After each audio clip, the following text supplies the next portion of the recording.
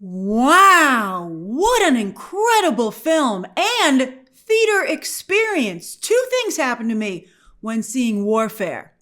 The first was they had this really horrible, let's say, shocking surprise about a third of the way through the film. And I was so on the edge of my seat, so locked in, that when it happened, in a very quiet, still theater, because everybody was on the edge of their seat, I jumped and threw my hands in the air and yelled, "Oh, shit." But again, as I said, I was locked in. This movie is like the famous, iconic opening scene of Saving Private Ryan, only it's for the entire movie, not just the opening. The opening of this movie, by the way, is so clever. I just loved it. I mean, this movie it's very well constructed. And I love how modern it is. I really loved it. I think it is very much an A24 war movie. It's everything that I think a lot of us hoped that Civil War would be. Also from Alex Garland and A24. Now, I want to make it clear, it's not nonstop action, but it is nonstop tension with a lot of action. There is action in the film, but I just want to clarify that because the Saving Private Ryan scene was just one long action sequence. But this, you're constantly in not only a war zone, but on this mission, yourself. Sometimes it reminded me a little bit of a video game. And I hope this movie does well. I'm a little nervous about it. Some of you, when I tweeted about how good the movie was last night, some of you, well, at least one of you said the ad campaign has not been that good. And I would agree with that. This should really be, trying to appeal to people who enjoy a lot of the war video games that are so popular that also put you right in the middle of the action. I mean, I just thought this was really incredible. You don't know the mission specifics. You don't know the broader purpose of the mission. You're following orders and just trying to survive along with your brothers, which is so often what it is actually like for soldiers in real life. There are no female soldiers on this mission because it's based on an actual mission and there were no women on that mission. This actually happened. It's co-directed by someone who was, and co-written by someone who was actually on the mission. So it's extremely realistic. So what's the other thing that happened to me in the theater? Well, at the very end of the movie, I heard someone behind me timidly clap, but then they lost their nerve and they gave up. And I was like, oh no, I didn't say this out loud, but I thought to myself, this movie deserves to be applauded. Not only this movie, but the soldiers that it represents. So I started clapping louder and then the whole audience joined in, as I think, again, the movie deserved. Now, as I said, I tweeted last night about how good this movie is. And I said that Warfare is one of the greatest war movies that I've ever seen. And then something else that some of you tweeted back was, hey, Grace, is this just war propaganda? And I think that's a very fair question. So here's my answer. Now, of course, people are open to their own interpretations, but I feel that this film is not propaganda at all. I think that the film is actually very fair and is the most fair and accurate depiction I've seen to date of modern warfare. A lot of the other great, again, it's a matter of opinion. Although I guess you could ask, obviously some military people would perhaps be able to weigh in the best on that about accurate depictions. But as a civilian, this, I think, brought me the closest to probably what the current experience is for our soldiers. Nobody wins here. I mean, the movie makes that very clear. Iraqi civilians are being put through hell. Why not let the civilians leave? Well, I thought about that because it's pretty shocking. And I think, and if any of you have served, I'd be curious to hear your own thoughts down below on any of the things we're talking about here. But I think it's because they would, first of all, give away the platoon's location. And then second, they could perhaps give away details about what the platoon is, how they're situated inside, and details that could be used against the platoon. But yes, I think a lot of us have serious questions now that we're seeing it here about the practice of taking over a civilian home with the civilians still inside. I mean, clearly that's what the U.S. military does or did. But it was one of the shocking things that you learn in this movie about how modern warfare operates. I was like, are they really doing that? Oh my gosh. Like it was nuts. And this movie wanted to portray it as nuts. Again, the movie was very fair to these civilians. Never leave a man behind, obviously. That's a famous saying, made famous largely almost by Hollywood. But here, it's also never leave any gear behind because it could be used against you in that very fight or down the road against you or other of your fellow soldiers. So the way that soldiers have to clean up after themselves, even in the midst of total chaos, and even put their lives at risk to go back and get their gear, just adds to the tension. I mean, it's something you don't think about, again, and this movie makes it very clear that that is another part of something you have to handle. The Iraqi militia, I mean, obviously they're the enemies of the soldiers in this movie. But I thought, again, the movie was very fair to them. It portrayed them as so many other militias have been throughout history. Both the way they operate and who the forces consist of. I thought it was very fair. This was just a movie made from the perspective, of the soldiers from the United States. And by the way, I don't believe that the soldiers here weren't vilifying their enemy, but it was just, again, the reality of the situation that they're in. And so as for the U.S. soldiers, they're doing their best under the grim circumstances. They got to do what they've been ordered to do. Again, some of you could say, well, why do they have to do that? That's a complicated, complex question, and certainly not one you're going to have when you're already out there in the field and you're under attack.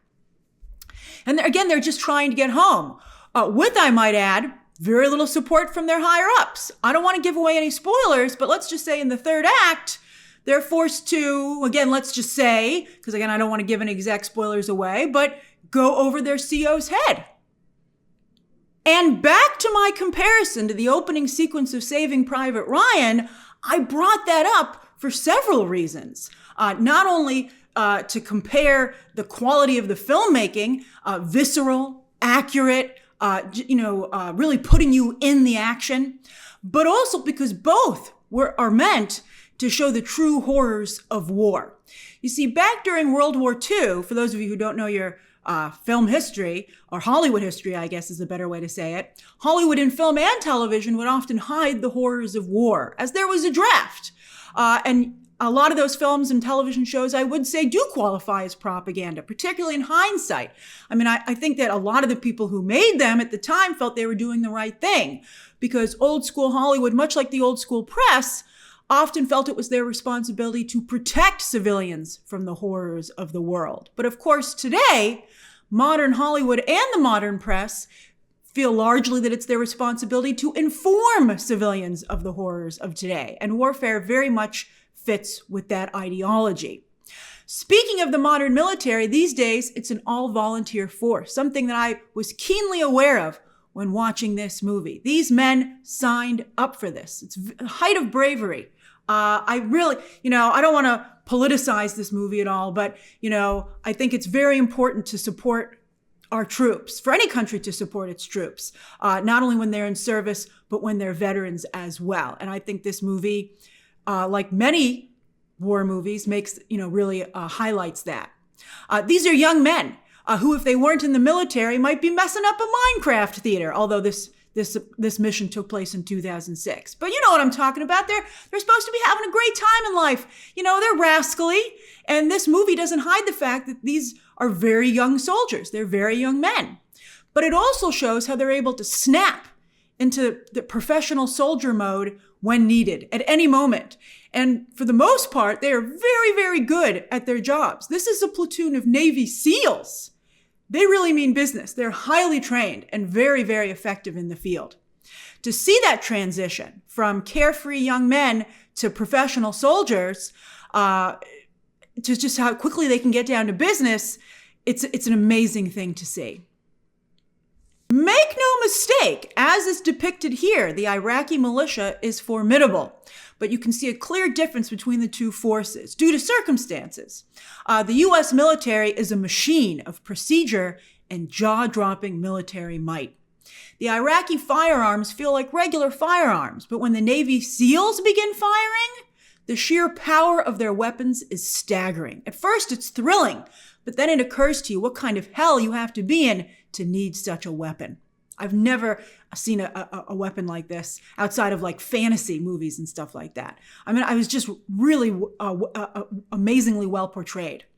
But still, even with that awesome firepower in this mission, these Navy SEALs find themselves in dire straits, which also underscores the complexity of guerrilla warfare.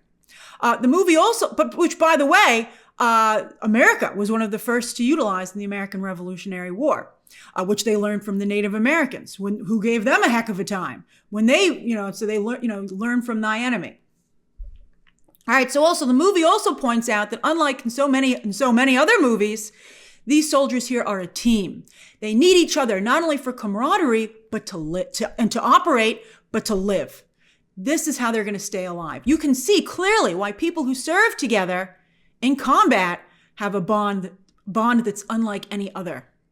As many of you know, as I said, I did not care for Alex Garland's Civil War for so many reasons, but I think perhaps the main reason is that in a setup ripe for commentary, so much commentary, it had almost nothing to say except that all photojournalists are scum. Anyway, with Warfare, again, co-directed and co-written by one of the Navy SEALs who served on this actual mission, Defero Wunatai plays him. The officer's name is Ray Mendoza. This movie, as you can see from all that we've just been discussing, has a lot to say. It's also extremely well made. And as I said, on par with Steven Spielberg's Saving Private Ryan opening sequence. That is very high and deserved praise. And again, as I said, it's very fair to the Iraqis. And the fact that it's coming from U.S. soldiers, I think says a lot. And it doesn't throw the U.S. soldiers under the bus. You can be fair to everyone. Again, as I've said, it just presents a situation that was what it was. The cast here is absolutely incredible. This is the kind of ensemble cast that maybe 10 years from now, people will look back or see this film and be like, wow, so many of these actors went on to become famous. And some of them already are. But just what a lineup of talented young actors. Every casting director, and producer should be going through this cast for their upcoming projects. It's just really, really, again, a wonderful group of actors. And they're playing real people. At the end of the movie, you see the actors alongside the real-life soldier that they're portraying. Although for the most part, the real-life soldiers' identities are hidden, and their names have been changed for the film, except for two soldiers whose story this film is. And it's portraying the bond that, well, you'll see when you watch the movie. It was a very interesting way that the story progressed. It was full of a lot of really, I can see why they wanted to tell the story of this mission. So the two soldiers are Ray Mendoza, again, the co-director and co-writer of the movie, played by Defero Wunatai, and he's the platoon's communicator and JTAC, Joint Terminal Attack Controller. A very serious, pivotal, well, all the platoon jobs are very important. As I said, the team can't survive without any of them, but this is a major person on the platoon. And then Elliot Miller, played by Shogun's Cosmo Jarvis, strong Tom Hardy vibes, boy, but he continues to have them. But yes, he's the lead sniper. The star power radiating off of both of these actors is just amazing to see. Jarvis' star is already on the rise thanks to Shogun, but I hope that Wunatai starts getting a lot of work off of this film as well. He's already, he's well known to some of you, but I mean, this was my introduction to him, and I was incredibly impressed. Perhaps the most recognizable actor here is Joseph Quinn from Stranger Things, A Quiet Place Day 1, Gladiator 2, and of course the upcoming Fantastic Four, and now also 4 Beatles movies. Those are some flashy roles, but this movie reminds you at its core that Quinn is a highly trained actor. He gets compared a lot to young Robert Downey Jr. for his looks, but I think he has the talent to match. But that's not all. There are a couple of other actors I'd like to highlight as well. So Charles Melton plays the commander of another unit that rendezvous with them a little bit later in the film. And as soon as he comes on screen, he is amazing to see. He is electric. He moves and talks like a person who is so in charge and so in command of himself in this situation. It's really cool to see. I mean, you're like, you don't even have to ask who the leader of the platoon is that joins them. You're like, oh, there he is. I can see that. I was also really surprised at how good a job Michael Gandolfini does here. He's been being cast in roles that reflect his father. And I think that's actually a disservice to him because you know who he was reminding me of here? Paul Walter Hauser. That's the kind of roles that Michael Gandolfini should be getting. He's actually a wonderful actor. He's just been getting the wrong roles. So that's really interesting. And it's great that a father and son will both be wonderful actors, but it's also fascinating that they're so different in their vibes. Kit Connor is here from Heartstopper. He has a small role, but he is sprinkled throughout the film. He's in the entire movie, and he's part of the main unit. And he does an excellent job, and he has a very thrilling sequence. I don't want to give it away, but he's very good with not only the emotional sequences, but the action sequences as well. Will Poulter and Taylor John Smith also, I felt, stand out. Everyone in the cast is superb. Everybody does a wonderful job bringing this story to life with the responsibility that it entails. But these are the actors who I feel really make the film stand out. I was lucky enough to see this film in IMAX. It was, in fact, an advanced screening for the public, and the studio had bought a couple of tickets for press. And I really wanted to see it in IMAX because I felt this would be a movie that should be seen on IMAX. And I'm correct. It should be seen on IMAX. But this weekend, sadly, unfortunately, Disney has forced their way and co-opted all of the IMAX screens for The Amateur. Now, I haven't seen The Amateur, to be fair, but I doubt it could make as good a use of the IMAX as Warfare does. And it's just a real shame that this is how things have gone down. So Warfare has managed to get a couple of IMAX showings here and there. So if you can find one, even if it's a matinee or a morning show, I think it would be worth seeing the movie in that format. Otherwise, Warfare has a couple of more Dolby screenings, particularly in the late afternoon, early evening, before The Amateur and Drop come in. Because, again, 3 movies are coming out this weekend, and it's really making a big problem for the premium screens. But I think seeking out Warfare in any premium format would be worth it for the time, effort, and money, because the sound and picture are just so incredible. And I think you want the best quality you can get. But any screen would be good. I really feel this film is worth seeing in theaters, not just to really immerse yourself in this experience, but for the communal experience of the theater, particularly for a movie that's about the importance of the group. And you know what? Maybe at the end of your showing, you might want to get some applause going as well, if you feel so inclined. I think it's a very powerful movie. So that's my review of Warfare, hitting theaters starting this evening, and I hope it does well. All right, so share your thoughts down below, subscribe today, and of course, as always, you can check out some more videos right now.